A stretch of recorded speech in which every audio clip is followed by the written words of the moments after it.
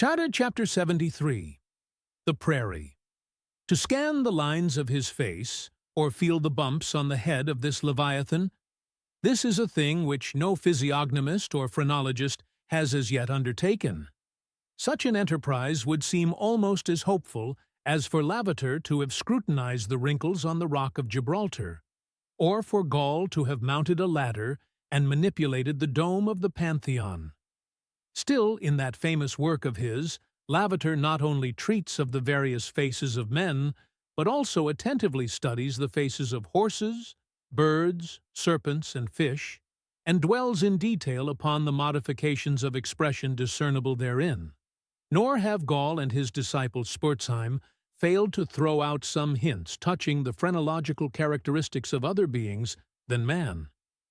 Therefore, though I am but ill-qualified for a pioneer in the application of these two semi-sciences to the whale, I will do my endeavor. I try all things. I achieve what I can. Physiognomically regarded, the sperm whale is an anomalous creature. He has no proper nose, and since the nose is the central and most conspicuous of the features, and since it perhaps most modifies and finally controls their combined expression, hence it would seem that its entire absence, as an external appendage, must very largely affect the countenance of the whale. For as in landscape gardening, a spire, cupola, monument, or tower of some sort is deemed almost indispensable to the completion of the scene, so no face can be physiognomically in keeping without the elevated open-work belfry of the nose. Dash the nose from Phidias's marble Jove, and what a sorry remainder!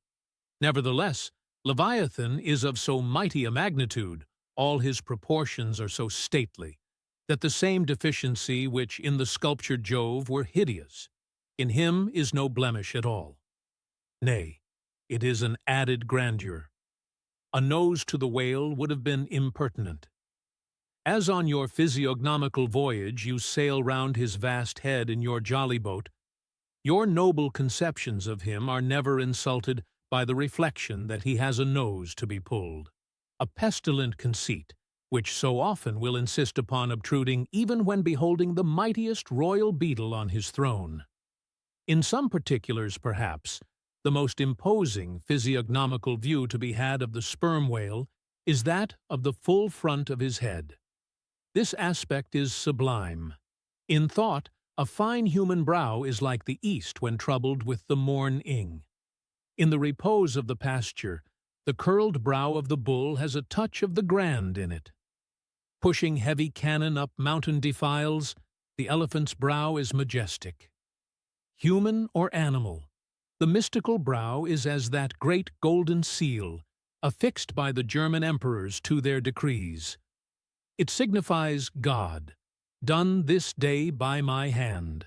But in most creatures, nay, in man himself, very often the brow is but a mere strip of alpine land lying along the snow line.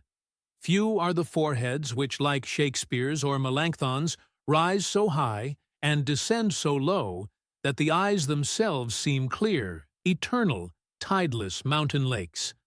And all above them in the forehead's wrinkles, you seem to track the antlered thoughts descending there to drink, as the highland hunters track the snow prints of the deer.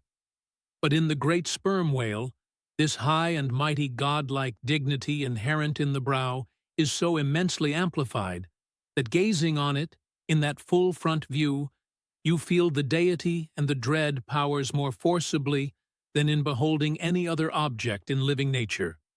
For you see no one point precisely. Not one distinct feature is revealed. No nose, eyes, ears, or mouth. No face. He has none, proper. Nothing but that one broad firmament of a forehead, pleated with riddles, dumbly lowering with the doom of boats and ships and men.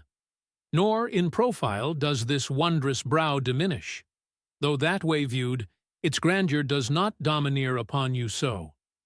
In profile, you plainly perceive that horizontal, semi-crescentic depression in the forehead's middle, which, in man, is Lavater's mark of genius. But how? genius in the sperm whale? Has the sperm whale ever written a book, spoken a speech?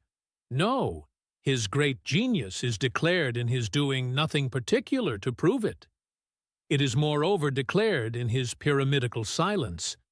And this reminds me that had the great sperm whale been known to the young Orient world, he would have been deified by their child-Magian thoughts. They deified the crocodile of the Nile because the crocodile is tongueless, and the sperm whale has no tongue, or at least it is so exceedingly small as to be incapable of protrusion.